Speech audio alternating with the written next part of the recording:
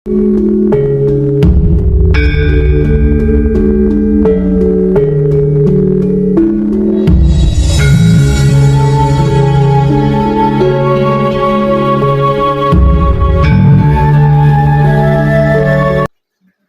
teknik-teknik patrap samadinya. Ada pertanyaan? Sudah cukup.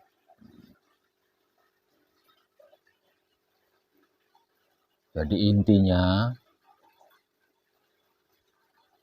laku suci menuju kelanggengan atau keabadian itu rawan ya. Karena seluruh kehidupan di dunia itu terkait di dalamnya.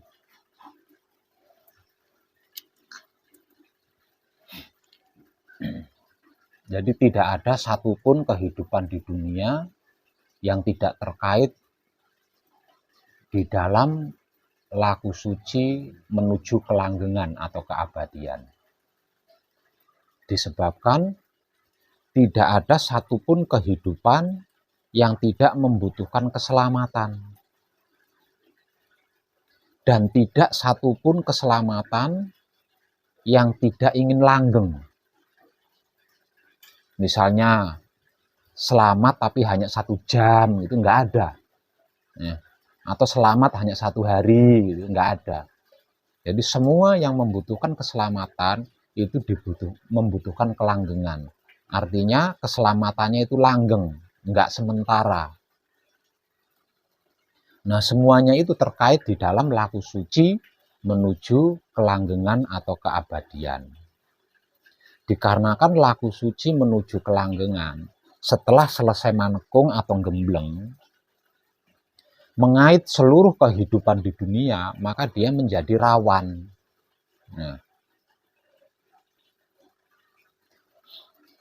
Nah, agar supaya panjenengan tidak mudah goyah, agar panjenengan tidak mudah goyah, tidak mudah terpengaruh, lebih baik panjenengan menyembunyikan wahyu pancagaib.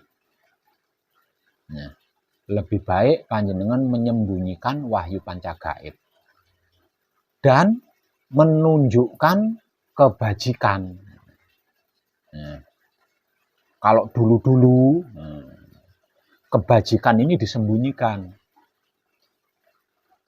Bahkan ada yang mengatakan kalau kamu melakukan kebaikan menggunakan tangan kanan, jangan sampai tangan kirimu tahu. Nah, itu namanya disembunyikan ya.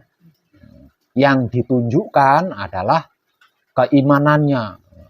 Saya paling beriman, agama saya paling benar, Tuhan saya paling baik. Nah, itu yang ditunjukkan. Nah, kebajikan ini disembunyikan. Dikarenakan ini adalah era Nyungsang Buwono balik, maka kebajikan ini yang harus ditunjukkan, tapi keimanan yang disembunyikan. Jadi agar supaya panjenengan tidak mudah goyah, tidak mudah terpengaruh, alangkah baiknya atau lebih baiknya panjenengan menyembunyikan wahyu pancagaib dan wahyu pancalaku. Namun menunjukkan secara universal, secara umum tentang kebajikan-kebajikan yang panjenengan lakukan. Jadi panjenengan tidak usah ngaku-ngaku saya putra Romo, saya paling hebat imannya, itu tidak usah menunjukkan hal-hal seperti itu. Atau menceritakan wahyu pancagaib ke sana, menceritakan wahyu pancagaib ke sini, atau ingin anak saya harus berwahyu pancagaib, istri saya harus berwahyu pancagaib, atau suami saya harus berwahyu pancagaib agar satu iman dengan saya, agar satu jalan dengan saya. Tidak perlu melakukan itu, tidak perlu. Karena apa? Karena orang-orang tercerahkan adalah orang-orang pilihan. Nah, jadi kalau tidak dipilih oleh Maha Suci itu sendiri, diberi pemahaman seperti apapun tidak akan percaya, malah akan menganggap panjenengan sesat lah, sok tahu dan lain sebagainya. Nah, Jadi orang-orang yang tidak dipilih oleh Maha Suci, diberi ilmu pengertian, ilmu pemahaman, ilmu pengetahuan model apapun, tidak akan percaya, malah akan menganggap panjenengan sesat.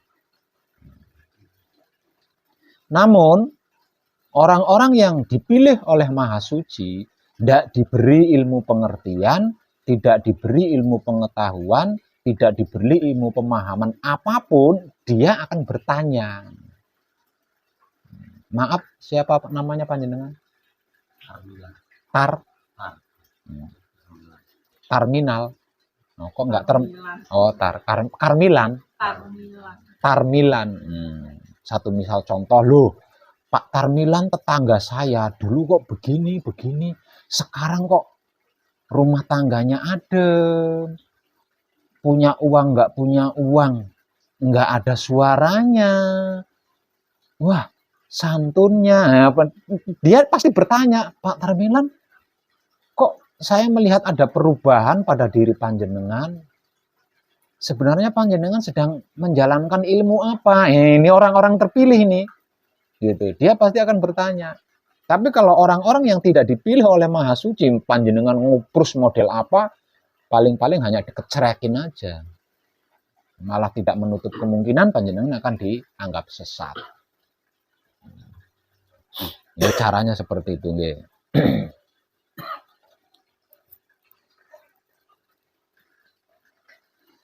Terus yang kedua, tentang kehidupan di dunia, itu sebenarnya terlampau mudah. Ya, terlampau mudah. Hanya saja selama ini kita membuatnya sulit sendiri.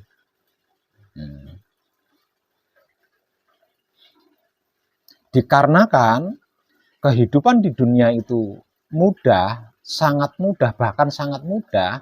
Jadi kita tidak perlu macam-macam, kita tidak perlu neko-neko, kita tidak perlu aneh-aneh.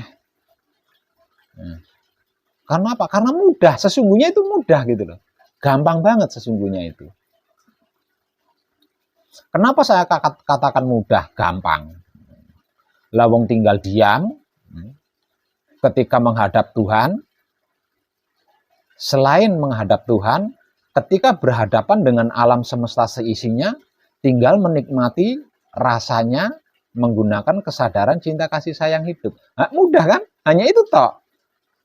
Hanya dengan dua hal itu semuanya akan tertata, semuanya milik kita. Hanya seperti itu. Jadi tidak perlu neko-neko, tidak perlu macam-macam, tidak perlu aneh-aneh. Cukup lakukan saja. Pertama kali kita membuka mata, setelah beristirahat tidur di pagi harinya, ucapkan terima kasih. Ini langkah pertama ya. Ucapkan terima kasih dulu. Kenapa harus mengucapkan terima kasih? Lawang kita masih bisa bangun lagi. Ya, kita masih bisa bangun lagi. Kita masih diberi kesempatan untuk hidup di dunia ini. Bukankah itu satu-satunya yang anugerah yang sangat luar biasa? Dan wajib kan diterima kasih, itu wajib. Nah, ucapan terima kasih ini harus menjadi yang pertama. Harus menjadi urutan yang pertama. Artinya sebelum otak panjenengan sempat berpikir yang lain. Nah, sebelum otak panjenengan sempat berpikir yang lain, otak panjenengan harus pertama kali berpikir adalah ingat kalau panjenengan itu hidup. Nah, itu bermula dari pagi hari itu tadi.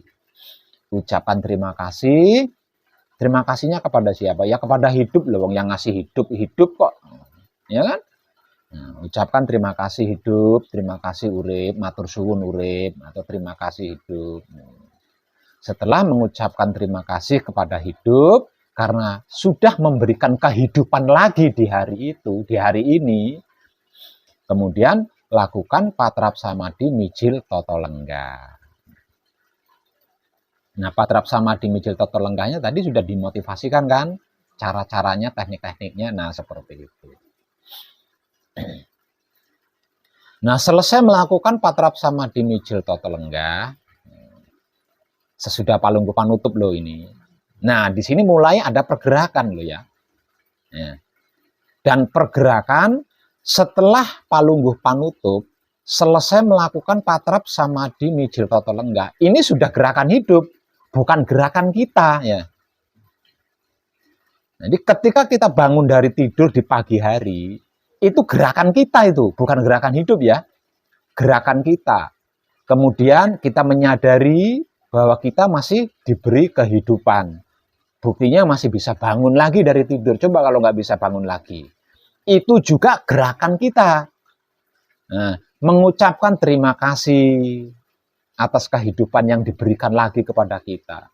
Itu juga gerakan kita. Kita yang dimaksud ini apa? Sedulur papat kali mau pancer. Ya, gerakannya mereka berlima, kerjasamanya mereka berlima. Melakukan patrap samadhi mijil toto lenggah itu juga gerakan kita. Gerakan wahyu panca gaib. Gerakannya sedulur papat kali mau pancer. Selesai melakukan patrap samadhi mijil toto lenggah, sesudah palungguh panutup nih. Nah, ini sudah gerakan hidup, bukan gerakan kita ya. Ini sudah gerakan hidup. Nah, dimulai dari sini panjenengan harus menikmati rasanya kelakuan diri menggunakan kesadaran cinta kasih sayang hidup. Dimulai dari situ loh ya. Dimulai dari situ. Nanti kalau putus, maksudnya putus, itu panjenengan susah atau sulit menikmati rasanya gerakan itu ya.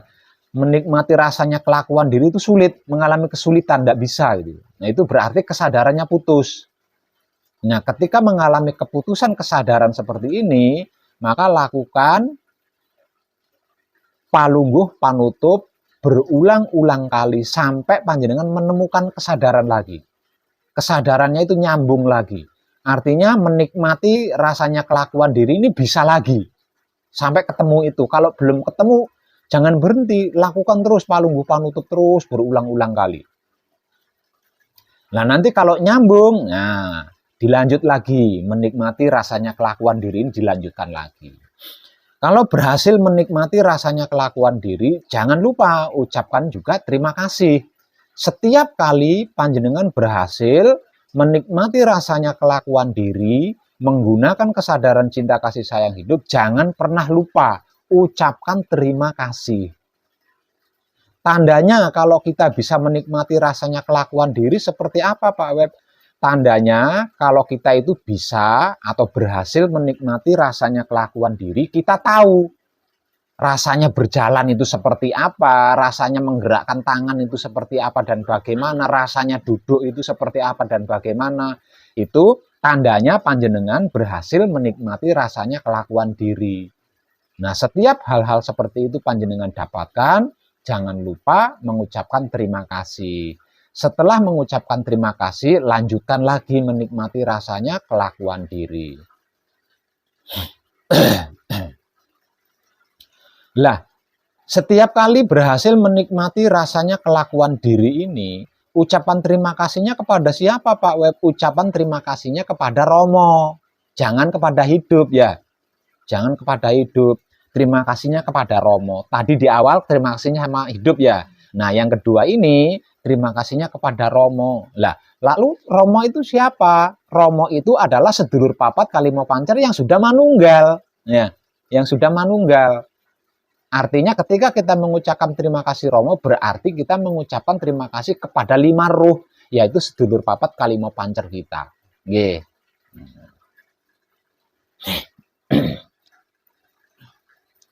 Terus seperti itu. Dan hanya seperti itu. Yang lain enggak usah dibuat ribet, nggih. Karena apa? Karena ketika kita menikmati rasanya kelakuan diri kita sendiri, menggunakan kesadaran cinta kasih sayang hidup, maka seluruh kehidupan kita sehari semalam di dunia ini akan dituntun oleh hidup, gitu loh. Akan ditunjukkan oleh hidup, akan dibimbing oleh hidup, dan akan digerak-gerikkan oleh hidup. Jadi kita tinggal melakukan saja. Tanpa perlu kita harus merancang dan lain sebagainya. Karena apa? Karena sudah ada yang nuntun, gitu loh. Sudah ada yang membimbing, sudah ada yang menunjukkan, sudah ada yang menasehati. Jadi kita tinggal melakukan sembari menikmati rasanya kelakuan tersebut dengan kesadaran cinta kasih sayang hidup. Hanya seperti itu. Nah, selama sehari semalam ini nanti Hidup akan menuntun kita sesuai karma kita, sesuai peran kita di hari itu, gitu ya. Jadi nanti ada kelakuan mungkin ya, ada kelakuan kerja, ada kelakuan istirahat, ada kelakuan makan, ada kelakuan minum, ada kelakuan jalan-jalan, ada kelakuan bepergian kemana, ada kelakuan diam di rumah, ada kelakuan bertetangga, ada kelakuan berkeluarga, atau ada kelakuan komplit. Dalam sehari semalam itu komplit ya, peran kita itu komplit, karma kita itu komplit. Nah, kita tinggal melakukannya saja. Karena apa? Karena akan dituntun oleh hidup kita, akan dibimbing oleh hidup kita, akan ditunjukkan, dinasehati oleh hidup kita.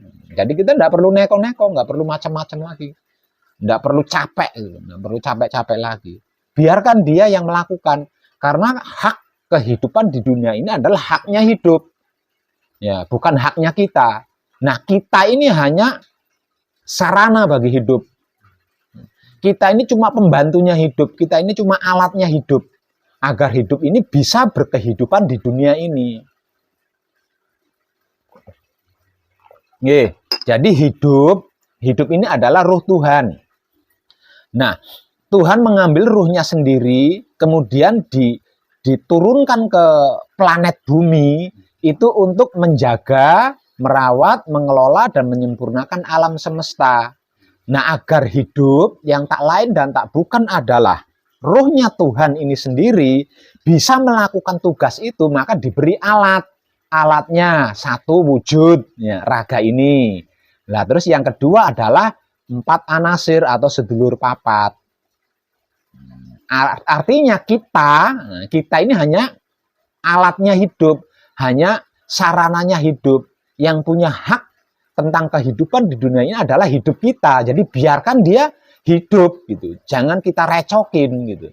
Ya, karena apa? Karena kita adalah pembantunya, cuma alat gitu loh. Jadi tidak punya hak untuk ngerecokin hidup, itu tidak punya hak. Nah, seperti itu terus.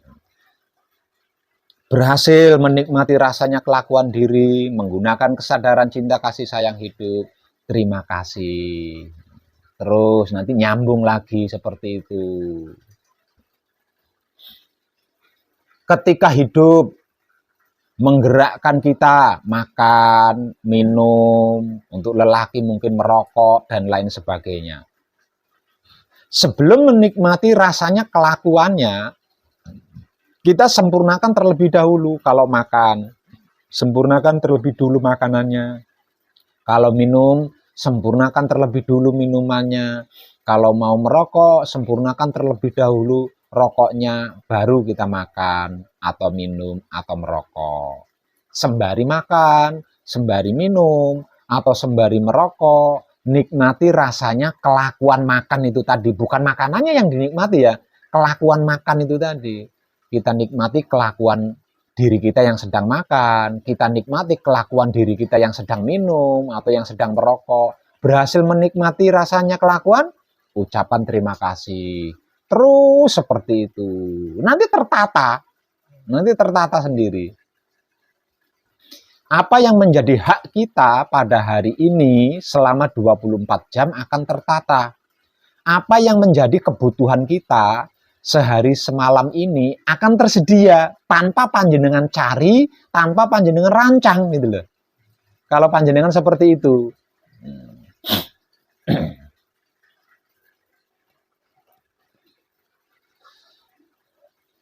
Ketika mengalami putus kesadaran dalam artian di saat menikmati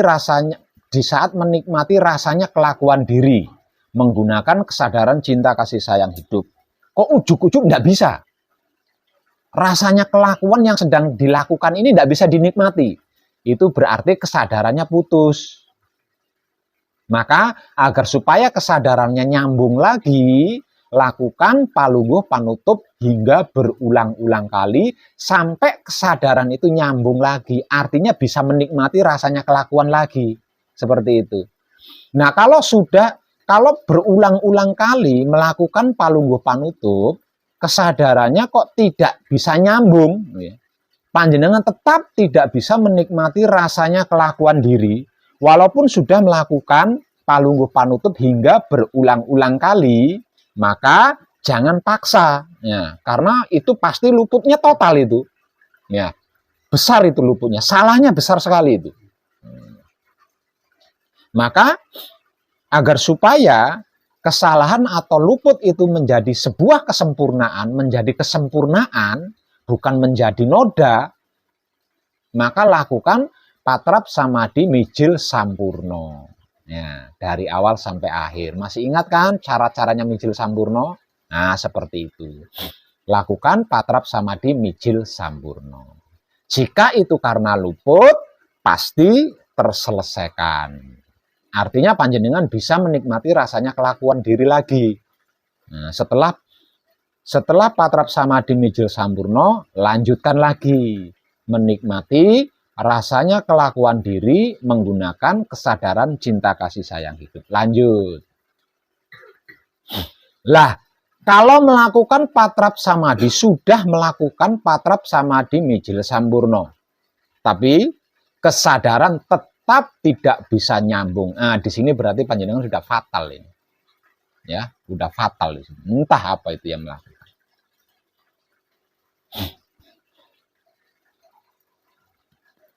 Kalau hal ini sampai terjadi, maka segera lakukan patrap samadhi manunggal jati. Nah, karena apa?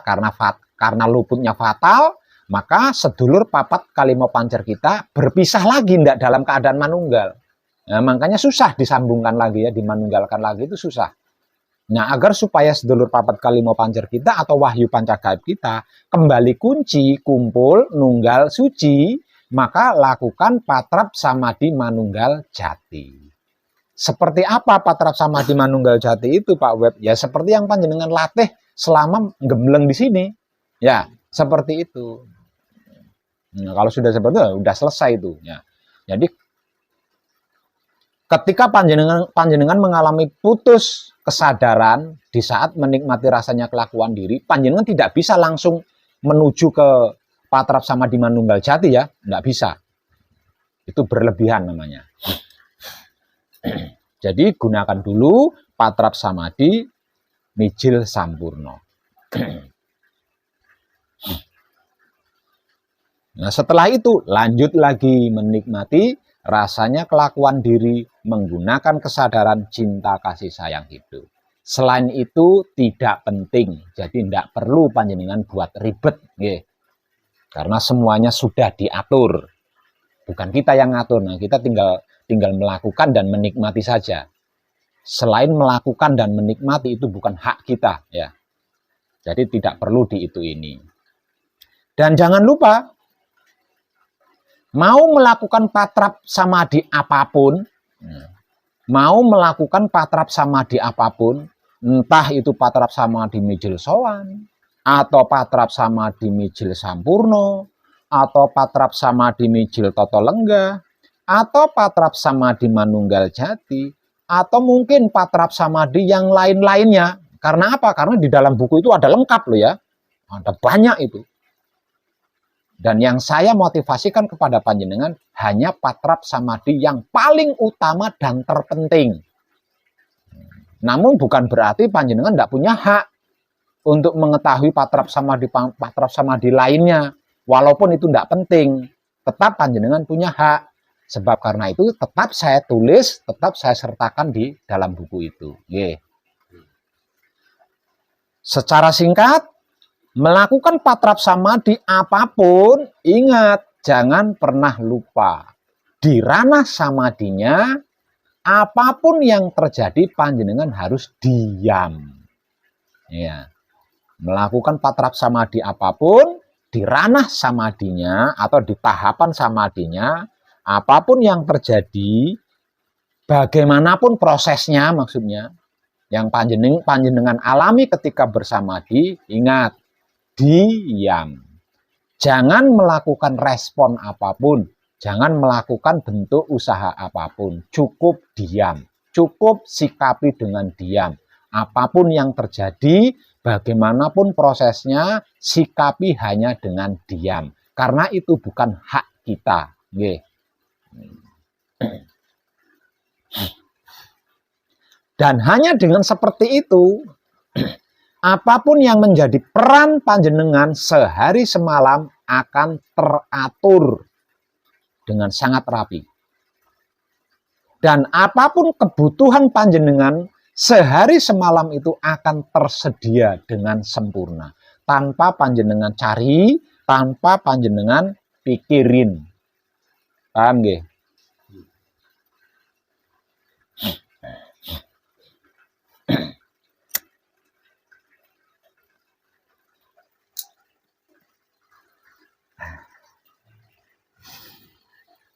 Panjenengan dari mana?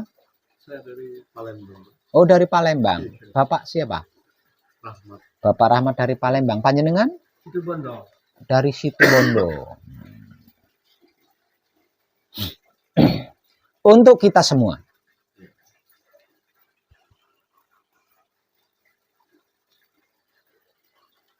Saya menyaksikan bahwa kejadian yang pasti kita sama-sama tidak menginginkan.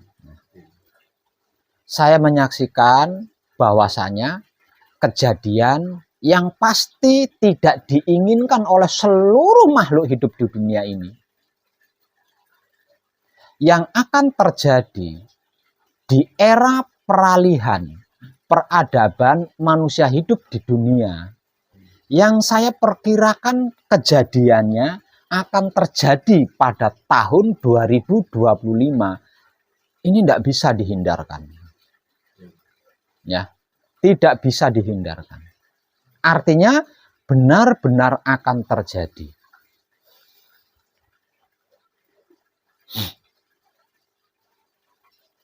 Namun tidak usah resah, tidak usah gelisah. Betapapun kejadian itu tetap akan terjadi, tapi tidak akan fatal. Akibatnya tidak akan fatal. Karena apa? Karena putra kekudangane Rama yang sudah selesai manekung, yang sudah selesai gembleng dan aktif, ya. Kalau yang nggak aktif saya nggak nyebutin, saya nggak ngitung. Kalau yang nggak aktif saya nggak menghitungnya. Yang aktif itu ada ribuan jumlahnya.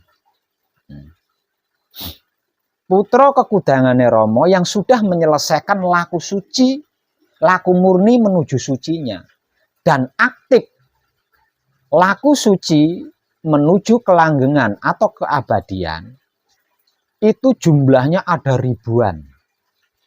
Jadi tidak perlu resah, tidak perlu gelisah, apalagi sampai takut. Karena apa? Karena betapapun kejadian itu tetap akan terjadi, namun tidak berakibat fatal. Karena apa? Karena seluruh putra kekudangane Rama yang dari awal manekung atau awal gembleng hingga sampai kapanpun aktif atau eksis laku suci menuju kelanggengan, dia bisa menyelamatkan apapun yang dia kehendaki. Ya. Ketika kejadian itu terjadi, dia punya hak, dia mampu menyelamatkan apapun yang dia kehendaki. Nah, ini yang menjadikan tidak berakibat fatal. Dan lagi, sepertinya salah satu pemicunya, ada beberapa pemicu ya, ada beberapa pemicu. Namun pemicu yang paling awam, pemicu yang dapat direkam oleh orang-orang awam adalah kemunduran presiden kita saat ini, yaitu Bapak Jokowi atau Bapak Joko Widodo.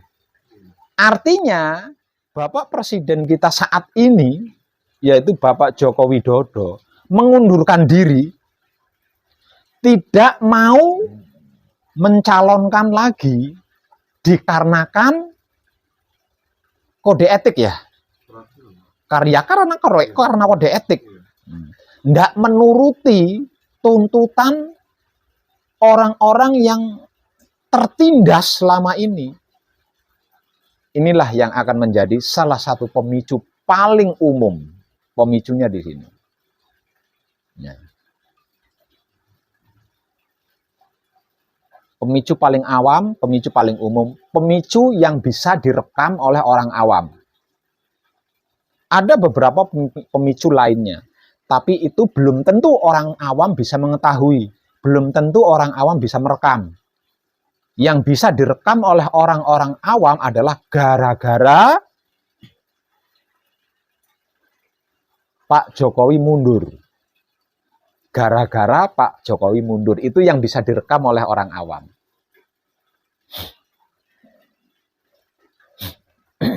Itu salah satu pemicunya.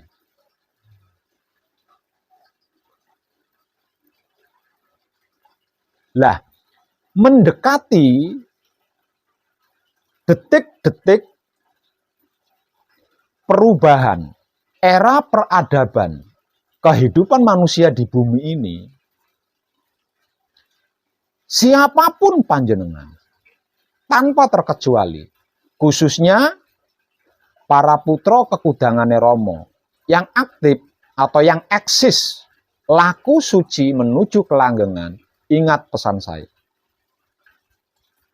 Jangan pernah berani menuding siapapun sesat, bid'ah, atau kafir. Jangan pernah itu. Ya. Karena apa? Karena sesat, bid'ah, kafir adalah tentang iman. Lah, iman ini bersifat pribadi antara individu dengan Tuhannya. Satu itu. Yang kedua, sesat, bid'ah, kafir, ini kata-kata impor. Kata-katanya pendatang. Ucapannya para pendatang. Bukan ucapan para pribumi. Ya. Orang dari luar negeri datang ke NKRI kita lah membawa kata-kata sesat. Membawa kata-kata bid'ah, membawa kata-kata kafir. Agar supaya mau mengikuti jejaknya. Ingat itu, ini pesan saya loh ya. Siapapun panjenengan, terutama putra kekudangane Romo yang aktif atau eksis di dalam laku suci menuju kelanggengan atau keabadian. Jangan pernah, walaupun hanya sekali, menuding seseorang itu sesat. Menuding seseorang itu bid'ah, menuding seseorang itu kafir. Karena satu, panjenengan sudah mengadili, sudah menghakimi. Kedua, itu bukan kata-kata pribumi, melainkan kata-kata pendatang. Yang ketiga, sesat, bid'ah, kafir itu urusan iman, tentang iman. Lah, iman ini masalah pribadi, masalah individu dengan Tuhannya. Jadi, tidak bisa makhluk lain ikut campur tentang keimanan ini. Dan yang paling penting, siapapun yang sedikit-sedikit menuding orang lain sesat, sedikit-sedikit menuding orang lain bid'ah, sedikit-sedikit menuding orang lain kafir, itulah sampahnya NKRI. Itulah kotoran tanah Jawa. Artinya, sejak dimulai dia mengucapkan atau menuding orang lain itu sesat, bid'ah, kafir, maka dimulai pada saat itu dia akan mendapat ancaman dari penunggu NKRI yang menjadi leluhurnya rakyat NKRI. Sejak pertama kali dia mengucapkan itu, dia tidak akan mengalami ketenangan sedikit pun. Karena ini adalah era kebangkitan spiritual Nusantara. Sampai pada akhirnya dia akan celaka dan binasa.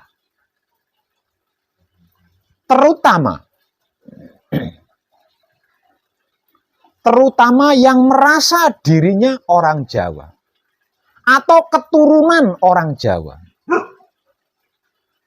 yang merasa dirinya orang Jawa atau merasa dirinya keturunan orang Jawa, jangan sekali-kali, ingat itu, jangan sekali-kali menuding orang lain sesat, bid'ah, dan kafir. Karena sesat, bid'ah, dan kafir itu bukan bahasanya orang Jawa, bukan kata-katanya orang Jawa.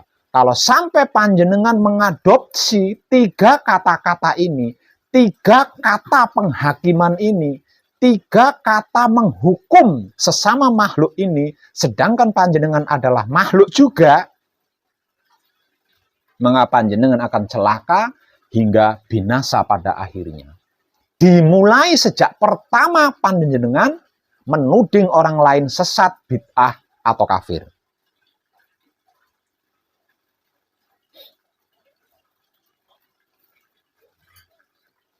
Terlebih lagi panjenengan merasa orang Jawa, merasa keturunan orang Jawa, menuding orang Jawa lainnya sesat, bid'ah, kafir.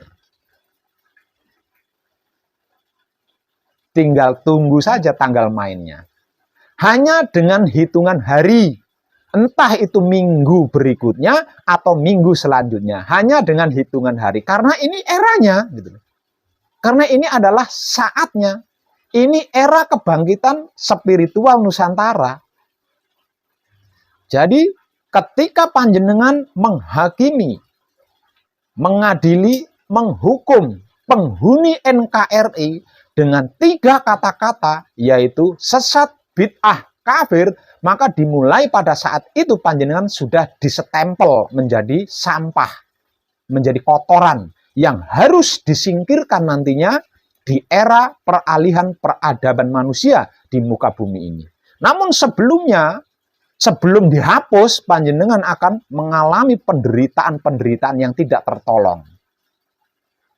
Penderitaan-penderitaan yang tidak tertolong. Siapapun tidak bisa menolongnya. Jadi berhati-hatilah dengan 3 kata-kata itu. Karena itu hanya Tuhan yang punya hak melakukan. Dan Tuhan sendiri tidak pernah menganggap ciptaannya itu sesat. Tidak pernah menganggap ciptaannya itu bid'ah. Tidak pernah sama sekali menganggap ciptaannya itu sesat. Walaupun Tuhan itu punya hak menuding sesat, punya hak menuding bid'ah, punya hak menuding kafir. Namun Tuhan sendiri sepanjang sejarah peradaban manusia tidak pernah mengatakan itu. Kecuali sebatas mengingatkan di dalam Alkitab. Agar supaya kita tidak sesat, agar supaya kita tidak bid'ah, agar supaya kita tidak kafir. Kalau menghakimi atau menghukum atau mengadili, tidak pernah. Yang melakukan ini adalah manusia itu sendiri.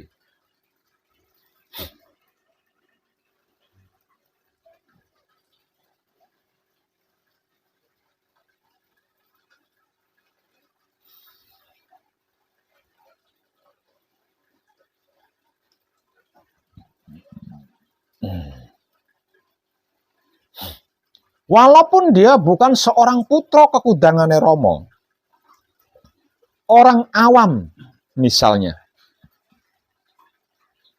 kalau dia menyukai kebajikan dan mau melakukan kebajikan, serta tidak menuding orang lain sesat, bid'ah, dan kafir, tidak menutup kemungkinan dia akan mendapatkan keselamatan pada waktunya. Tidak menutup kemungkinan.